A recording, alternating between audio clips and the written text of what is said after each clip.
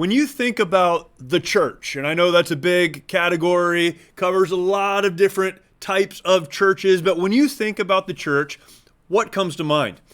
Really, that depends on your background and your personal connection to or relationship with faith. But there might be a lot of things that pop up into your mind.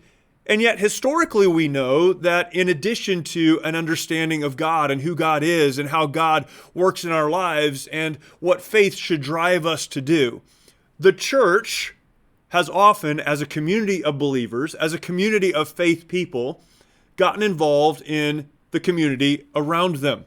So often at difficult times in history, we have seen the church step in and do what many people outside of the church would not. This is a fascinating area of history that so often, particularly right now, we pass over. And today on the March or Die show, we are going to spend a few minutes with a great guest talking about the church, and specifically the church in history. Looking forward to talking about that in just a few moments. Hello and welcome to the March or Die show today. Very glad to have you joining me and looking forward to a fascinating conversation with a great guest. We'll get into that in just a second. Before we get into our conversation today, though, I would ask you to please, if you're not yet subscribed to this podcast, go ahead and do that. Subscribe right now wherever it is you are listening from, and then share this content out with others. That would be fantastic. If you'd like to get more information on the podcast, on me, on the work that I am involved in, go and check out jeremystolniker.com, jeremystolniker.com. That would be fantastic. Don't want to spend more time on that because I want to get to our guest today. We talk about moving forward. We talk about what it looks like to move forward. And the conversation about moving forward is only necessary because there are difficult times in life. There are times in life where moving forward is hard and we need help moving forward. We need help dealing with whatever's going on in our lives. And man, the faith community is so important to that. I've talked about this over and over and over again. If you want to move forward in your life, to march when it would be easier to stay where you are and die, to put one foot in front of the other and keep making progress in spite of what's happening in your life, in spite of globally what's happening, or in your own country what's happening, in your own community, in your family. In spite of those areas, what may be happening, tragedy or difficulty, friction certainly, you want to keep moving forward, you need to have the right people in your life. You need to have community.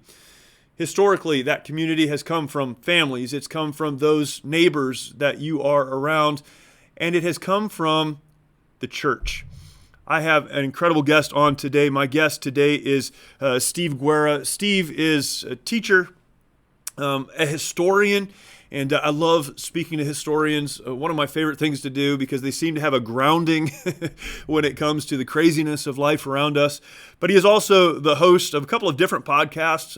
One of those is The History of the Papacy. He talks about church history, particularly focused on the Roman Catholic Church. Spends a lot of time talking about that. And again, the history of the church, that is the state church, the papacy, it impacts people of faith on both sides of that discussion. We'll talk about that a little bit today as well. Then he has another fascinating podcast. It's fantastic. It's called Beyond the Big Screen. And he talks about this a little bit at the end of our interview. But go and check those out. You can find both of those on A2ZHistoryPage.com. We'll mention this again, but A2ZHistoryPage.com, hosted on the Parthenon Podcast Network. And I'd encourage you to go and check those out. But you get to, without going and checking those out, listen to a great conversation, an incredible interview today with my guest, Steve Guerra. Steve, thank you for joining me. Really appreciate you making this work. Oh, it's my pleasure. Thank you for having me on. Let's start by getting some of your background. I am always fascinated by where people come from, and particularly those who are really focused on history and historical events and making application to today. Just tell us your story and how you kind of got into all of this, why this is of interest to you. I always was interested in history, and Probably it was around 2012. I had stumbled into church history. Part of it was kind of my religious background. I kind of went from having none to getting introduced into Christianity, and I started Yep. reading all of this stuff, and I just kind of wanted to process it. And then I had also got into the nascent history podcasting community at that time, and connected with a couple of other podcasters, and I was like, well, I can do this too.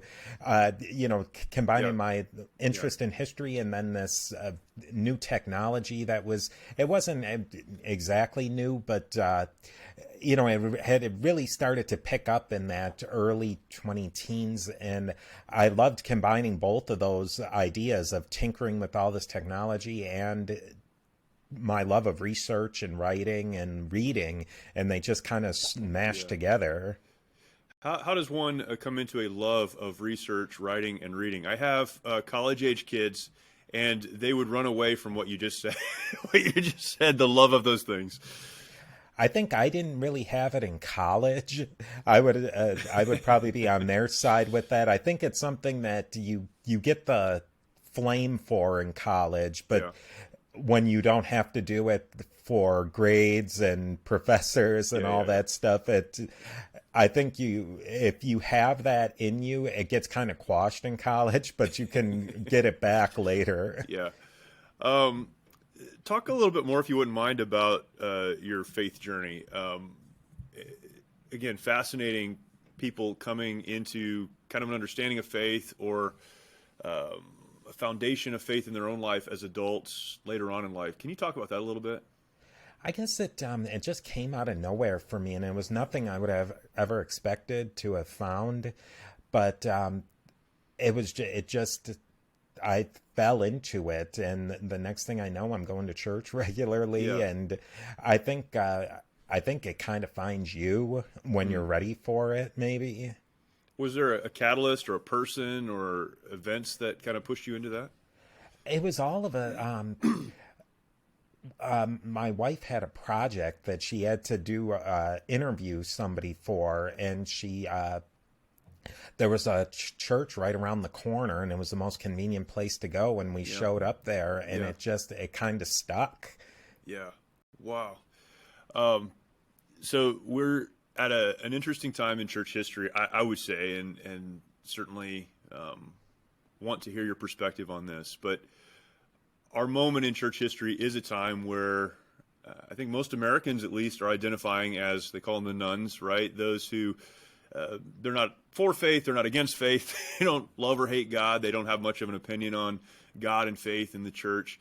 What has brought us to this place? I have an opinion about that. So I pastored a church. I have been involved in church work. My dad started a church when I was a kid, so I've been around church my entire life. This has been a big focus of my life. And in many ways, it feels like the church has lost its influence, particularly here in the West. I know there are places where that's not the case, but here in the West, that seems to be the case. And yet we come from a place where we talk about our Christian foundations or being a Christian nation, all these things that we talk about. And I think historically we can see that we definitely have a Christian foundation, or at least a perspective of faith that helped to found our nation. What has brought us to this place where fewer people are identifying as even religious, which is a huge category, right? I mean, we could bring that down to something very fine, but it's a huge category. What's brought us to this place? Let's speak specifically to here in the West, here in the United States. I think it's a really, really long trend that's just been going. I mean, really, and if you go all the way back to the French Revolution and the Enlightenment, that religion, the whole idea of the separation of church and state would have been really shocking to people before that time, and just religion in general. And I think as we've started to separate religion from society, we're naturally going to get this idea that at some point religion just doesn't really matter. I mean, if you look back to the Romans with their paganism, it was completely tied in with the state and who they were. And then Christianity comes along, and that becomes like the center portion of their lives, and that's how things roll for a couple of thousand years. And then we get into this whole idea that maybe religion doesn't have to be the central part of people's lives. And you see it with all sorts of religions. It's not even just Christianity. When this whole idea that those ideas, your secular life, you might say, and your religious life, once they're separated, it kind of put one of them is going to suffer. Why do people choose to allow their religious life to suffer? This is something that's, it's very confusing to me because again, this is part of who I am in that I've grown up in this, and this has been a part of my thoughts since I was old enough to have thoughts, I guess. But the decision that people make to separate their faith life from the rest of their life, I don't agree with that personally. I think that they should be intertwined. In fact, I believe that what you believe about God and the position of faith that you hold, it does impact the rest of your life, whether you want to acknowledge that or not. But people try to separate that out, and yet they trend toward or move toward, if they have to choose one or the other, culture and society and all of these other things that don't have an eternal component to them.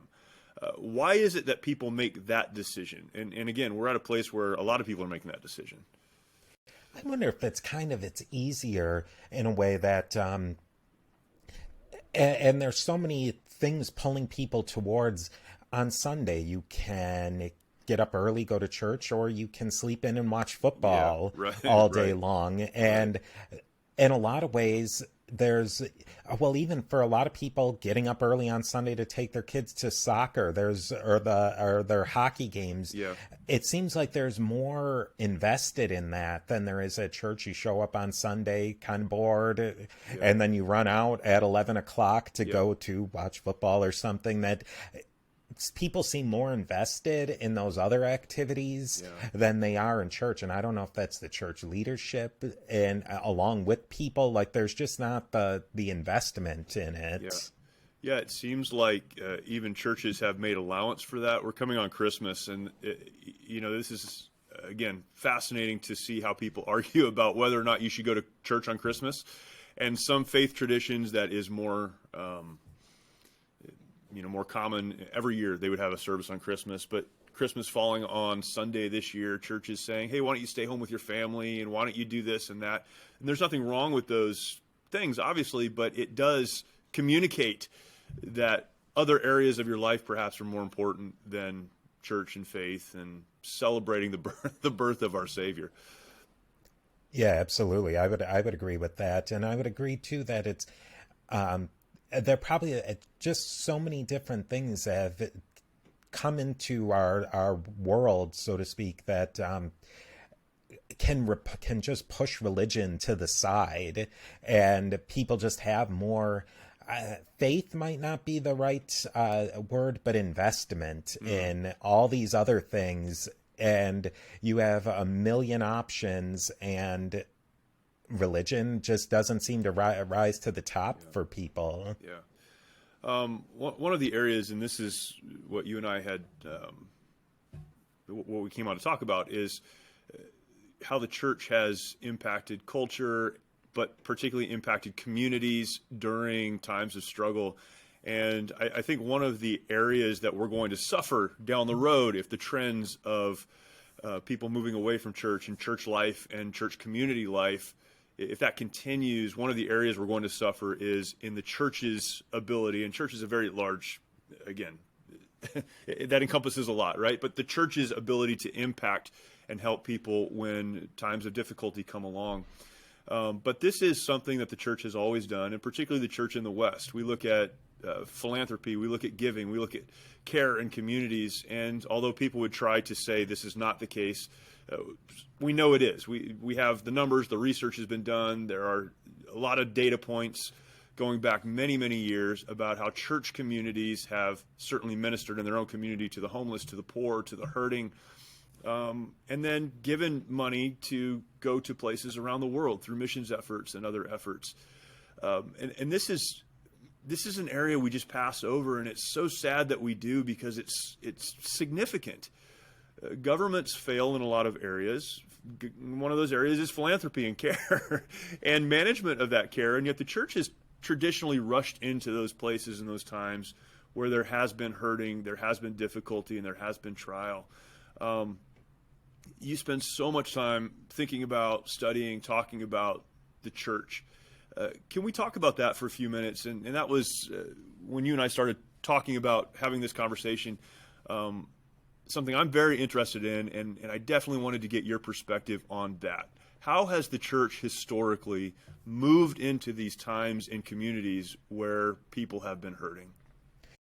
I think a great one story, at least, is at the fall of the Roman Empire in the West, that there wasn't a government anymore in so many places.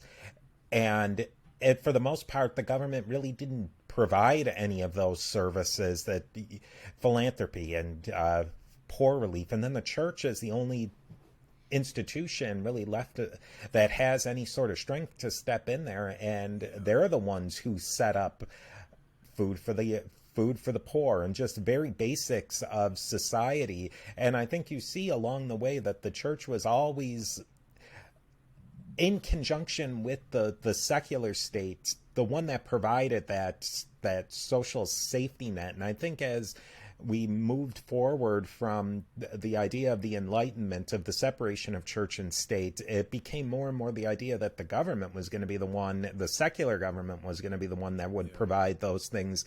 And the church was even like more of a fallback instead of the real provider of those things. And I think in a way, church was always and a lot of people are talking about this today, that the church was the one that really formed a community. In a lot of ways, how much community do people have in regular suburban America today? They don't really have any community. People, and it's not like I'm some great saint. I do the same thing. You go home from work, you drive into your garage, you go in, and then tomorrow morning for work, you drive out. And it's even more so now that a lot of people don't even drive into their garage. You know, they're in their office all day long, and they just don't have any other community besides that. Their community's not coming from their soccer little league or their baseball little league. There's just no real way to connect with other people. What's the downside of that? So we identify that as a problem. What is the consequence of that? I think the consequence is really when times get tough, and it could be tough, like really tough, of if there's a breakdown in some sort of society where there's no food. It could also just be when you don't have family around and you don't have any sort of community and you get sick. Who's going to help you out? And that's hard for the civil government to provide those sort of things. But when you have a real community, neighbors and people who could bring you meals if you're sick. I mean, I think there's so many different areas that when you don't have people to fall back on, and you don't have the civil government, it's really difficult for them to do that as well. That's where you get the breakdown, and we have to see what forms. Is the church going to step up? Is something else going to step up? I think we have to see what happens with that. I have been reading a great book recently, and in the book, the author goes back and he talks about several different areas that the church has gotten involved in whatever's happening in the world at the time. And one of the stories that he spends a lot of time on, or one of the events that he spends a lot of time on, is the Black Plague. As you have millions of people around the world dying at a time where there's not good health care, and there's kind of this weird idea that maybe, it's not just a virus or a plague. Maybe there's something else going on and we don't know what's happening, and why are these people dying? And normal people would do everything they could to stay away, to keep their families far away. And yet the churches, local church parishes and communities, you had, pastors, parishioners. In the Catholic Church, you had priests and nuns and people of faith who would go and minister, understanding that the cost was probably going to be their lives. And it's fascinating to see that the driver was not self-preservation, but the driver was, how can I serve other people? And that's what the church does that the government just can't do. Yeah, I think that you see it in a certain aspect with people who are the first responders Sure, and sure. the military, that when they go into a disaster zone, that yeah, sure, they're getting paid for it, but there's something more of a drive for Mm, people to stay there than just just because it's a paycheck for them. yeah. I wonder, it is that we have that setup, is that tamping down regular people from going in and doing that sort of work too? Yeah. Yeah, well, and I've served in the military, have a lot of first responders in my life and people that I know and I love, and I'm thankful for them, and I do believe that they're doing it. th- There is this idea of serving something bigger than yourself. There's also a pervading thought that you can get involved in whatever you're doing and not be impacted by by it. So there's the two sides of it, right? And your brain kind of argues back and forth. But when you're going into a situation and you know that the cost will probably be your life, and yet you do that anyhow, uh, what is it about faith and Christianity that drives people, or historically has driven people into those places where they know, I don't have to do this, but I'm going to do it, and this may be it for me? I think that it really has to come down to that there's something bigger than you, Yeah, and that serving somebody else and for doing this thing that, like you said, could probably end up in your own demise is worth it more than your own life. yeah, And there's very few things that provide that. I mean, some people do it for country, but I think that only goes so yeah. far. Right, That there has to right. be something, I guess, transcendental Yeah, that right. drives you beyond that. If you're doing it for your family or your community or Mm, something, or God, something that drives you to do yeah, that more than just either some sense of duty through paycheck or through even this. I think you start getting, country becomes as nebulous as God in a way, I think, because country is such a big idea, and it is kind of a big idea like God. I don't know. As somebody who has served, what do you think about that when you went into yeah, dangerous situations? I'm turning the microphone yeah, around yeah. here, but Well, and that's a good question, and this is why I think in a lot of ways, as a Christian and one who values history and historical perspective, I struggle is not the right word, but I definitely have some friction in my brain about why people do the things that they do. Serving in the military, I think a lot of people go into the military saying, I'm going into this because I want to be a part of something bigger than myself. And a lot of people that go into the military, not everyone, but a lot of people come from a place where they didn't have community and they didn't have, that something bigger. And so they want to be a part of that. I will tell you, though, that at least for the American military members that I've served with, when I was in Iraq, when I was in combat, and everyone's heard this, but it's so true. In the midst of a firefight, in the midst of combat, everything boils down to the person on the left and the right of you. It's not about country anymore. Not in that moment. It's about doing what needs to be done for those that you're serving with.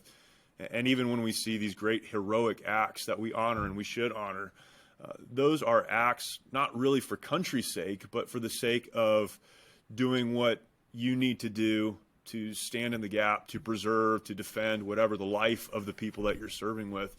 And so I think the transcendence there is it's getting outside of myself and realizing that other people's lives do matter. And so the driver is not as simple, I don't think, as we sometimes think it is. It's patriotism, it's love of country and those things. That may be what causes people to take the first steps, to get involved in what they're doing, to continue even over the course of a career. But in the moments of great conflict where there's actual danger of physical harm or death, I think the thing that drives people forward is, even beyond their own self-preservation, is the ability to stand in the gap for other people. And that's where, there is that transcendence, because it's bigger than me or what's going on right now. And I think that that's really, if you look at all these instances of church history where it really has stepped into the gap to provide that cohesion, it's really it's local, because you can find a lot of That's good. examples where the Yep. church has fallen and not provided. But in other situations where it really has, and probably more times that it has than it hasn't, that it's provided the glue, and it really comes from from locality to That's good. locality. Man, that's such an important point. It's interesting too when you think about church history. Often when we talk about church history, I'm not Catholic. I don't come from the Catholic faith. So when I think about church history, I think about all of those Christian congregations that were outside of the state church, particularly during the time of the Reformation. But you're right; those were congregations that were really unaffected by what was happening in the larger polity of the Roman Church. There were so many congregations that were meeting, ministering, serving, studying, and teaching the Bible, praying together, completely outside of a governing body that was telling people they need to do this or that. And it really does come down to the location. And knowing the people that they're serving, that's important too. I think we've lost some of that in kind of the megachurch movement, where pastors, ministers don't necessarily know, not on a personal level, the people that they're serving. And that has an impact. Yeah, I think that as church organizations, when you saw it, when they went from small to really big, Yeah. and they lost that Yeah. personal Yeah. touch between the leadership and the laity, that's when things went most off the rails. And I think that probably in a way, maybe the mega church is a good example today. That I don't know the ins and outs of that, but some of the things that I've read, and a lot of the problems do seem to come that between the leadership and the people, that they're trying to build up these connections, but it's just too big of an organization Yeah. to tie everybody together. Yeah. Yeah, that's really interesting. I wonder how much of the lack of religious identification, faith identification, the lack of the influence of the church in the United States has come as a result of the megachurch movement. I guess we won't know. And what's fascinating about that is it's counterintuitive. It seems like if you can get more people into the building, that means more people care about what's happening. And a lot of trends, George Barna, the pollster, and others have demonstrated that even as megachurches get bigger, small churches get smaller, and so it's really a migration. It's not an adding. It's a moving of people into a place where there are better programs for their kids and better events for themselves, but they lack the personal connection at that point. Fascinating. Before we go, I'd love to have a discussion briefly about just the importance of studying history. I had Josh Cohen on, who and we talked about this a little bit, and he's awesome. History is so important. I try to make this point as often as possible, again, with my kids, with anyone else that I could talk to, because we cannot evaluate what's happening in our present world right now. We can't even have conversations like this one. I wonder how this is impacting that, or why this is happening. You can't have those conversations if you don't have some historical perspective. Why is it important for us to study history, number one? And what should we be looking for when we study history? The study of history is different than having a fascination with what's happened in the past in the form of entertainment or something. Why is it important to study, and what should we be looking for? That's a great question. I think it really depends. Like, I teach younger kids, and I think that getting them interested and excited that there's these stories that people who lived thousands of years ago, hundreds of years ago, they're really us. And no matter, the technology might be different, the situation, a lot of the situation might be different, but they're people who are confronted with really difficult challenges. Yeah. And what did they do to confront those challenges? And to me, I think that is really the most fascinating thing, is it gets us into the mindset that in a lot of ways nothing is new under the sun. Right. That the things that we're facing today are not dramatically different. They may seem worse, but there's been worse, there's been better. But people are in a lot of ways the same in the way they approach these problems. And and the good things that they had in life, that we can learn from that by learning their stories. And I think that's in a lot of ways what I respect what Josh is doing, Josh Cohen, is let people tell Yep. their stories, because we can learn so much from people's individual stories. Yeah. Yeah, that's good. Josh and I talked about that, and that was one of the points that I made to him was his view of history is different because he's not saying, "Let me tell you what happened." He's interviewing the people that lived it and experienced it, and is getting that firsthand account, which is fascinating. I think we've lost a lot of that respect for our older generation. That's just something I think we're losing, and we need to get back. I've been amused, I guess is the right word, as we've come through the pandemic and these other issues that we've dealt with over the last couple of years, how people will use that phrase, unprecedented times. We're going through unprecedented times. Everyone's talking about unprecedented times. It's not that unprecedented, but you have to No. read a book. Like, you have to Yeah. go back and learn. Like, we've been through this. Technology is different. Things are different, but it's certainly not unprecedented. And there's a lot of hope that comes from knowing what has happened in the past. Yeah, and there's been times where things have been really, really bad. I think I've always been fascinated with times that are good, good, good, and then they drop off the cliff. Like a lot of people, the Yeah. Roman Empire collapsed in 476. Well, in 476, people really wouldn't have. It wouldn't have been a huge difference from them living from 476 to Right. 477. Right. But a couple of years later in the 500s, those same people would have known like something went really bad here. And studying why those things went really bad in just a short amount of time, that is really what's fascinating to me. Even as, if you look at the Reformation, I think that Luther nailing up the 99 Theses, people would have said, that's an academic putting up an academic treatise, and nobody would have really cared. But a couple of years later, Yeah. people would have definitely known, hey, something really changed here. And Yeah. I think those are the times in history that I think are so fascinating, is when people realize, like, whoa, something really big did happen here.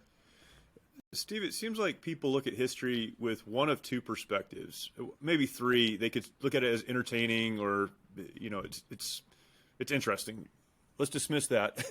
The two responses people typically have, it seems, are one of regret because of what used to be, and this like reaching back and trying to remake what was. So that's one thing. And we could spend a whole show talking about conspiracy and conspiracy theories and conspiracy theorists, but I think that's where a lot of that comes from, is people need to have a reason that things have changed and try to figure out how to get back there, right? So there's this brokenheartedness over what was.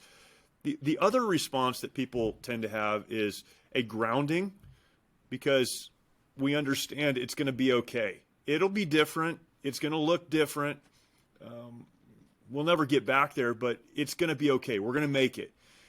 How does a person do that, where they're grounded in history, instead of having that response, that emotional response of regret and, the world is falling apart and we might as well quit? I read a really interesting book, and it was by an artist, not even a historian, and he discussed the difference between traditionalism and conservatism. And conservatism, this idea of locking everything in and that everything has to be the same. But obviously things change, and I think that's where he defined traditionalism as using the past and using what we know. Things have changed. There's new technology every day. There's new social structures. How can we apply what we knew was good in the past and apply to what's good now? So it's weaving through the march of history, and that we're in constant progress, against saying that, well, the past was perfect and we need to always go back there. Obviously, there's something wrong with both of those ideas, and we have to try and figure out something in between. Take what's good from the past and what's good from progress, and kind of meld those two together. Yeah, that's great. Steve, great conversation. Thank you so much for having it. Where can people listen to your podcast? And I'll put all this in our show notes, of course, but where can people listen to your podcast, follow you, and learn more about the great work that you're doing? You can find me at my website, and you can find the links to subscribe and listen at my website, a2zhistorypage.com, A-T-O-Z historypage.com. That's a great place. Parthenon Podcast. Yep. Network.com, where you can find out all the other great history shows on the Parthenon Podcast Network. And then if you just search for Beyond the Big Screen and or History of the Papacy podcast on Apple Podcasts and all the other podcatchers of your choice, you'll find that Spotify, all of those great places. Can you talk about, just real quick, I know that I said that was the last thing. I think like 3 times I've said this is the last thing, but I keep going back. The other podcast that you do, the Behind the Big Screen. Beyond the Big Screen, sorry. Yeah. Talk about that one real quick. That's a really interesting podcast. Talk about that one real quick. I talk with guests about the real history, background, context of movies, and sometimes it's not even history movies. A lot of times we'll talk about sci-fi, and it's just, what do these movies really mean? And what are some different ways to really look at these pieces of art that people are creating, and how do they impact our lives? What are some different ways to watch the movie and approach the movie? It's a really interesting conversation, and a lot of times we'll even go off and not even talk about the movie, but just the ideas that the movie and the filmmaker have sparked. Yeah, very cool. Yeah, they're both fantastic, super well researched and well done. Steve, thank you so much for coming on. Really appreciate it. And it's my pleasure. Thank you. We'll do it again. I so appreciate that perspective on the church and history and why we need to know what has gone on in the past. I struggle so much with those who are in kind of a moment of panic all of the time. There are people who live this way. Maybe you're one of those people just in panic. I don't know what's going on. I don't know why it's happening. This has never happened before. I don't know what we're going to do. I get the pressure of life. I get the pressure of what's going on in our world. I feel bad about so much of it as well. And I look to the future and wonder how it's all going to work out. But taking a moment to look to the past, not to live there, but to learn from what has happened, from those who have gone before us, that can be incredibly grounding. It can be something we can tie to and something we can learn from. Specifically related to the church and the faith community, how the church has historically been so involved in the communities around them. We need to get back to that. We need to answer some questions there and figure some things out. But we have a model. We have something to look back to and to understand. And very, very grateful for Steve and his very thoughtful ability to break these big issues down into questions that we can examine together, and very thankful for that. Please take some time, go and listen to both of Steve's podcasts. Fantastic, History of the Papacy, and the other one, Beyond the Big Screen. You can find those on the Parthenon Podcast Network or on A2Z History Podcast. Go and check those out. That would be fantastic. And then when you get done with that, go over to Life Audio, lifeaudio.com. Some incredible podcasts there. I am on lifeaudio.com, and I'm grateful to be there. I'll tell you, one of the reasons I'm happy to be there is because the other podcasts are fantastic. They're great. If you are looking for a podcast on how to study the Bible or parenting or marriage or whatever, any issue that is of importance to you as a person of faith, you can find a podcast that deals with that, addresses that on lifeaudio.com. So please go and check that out. And I look forward to talking to you the next time we are together.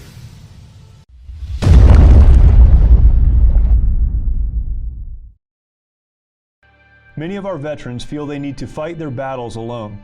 This self-isolation has led to the staggering statistic of more than 20 veterans taking their lives every day.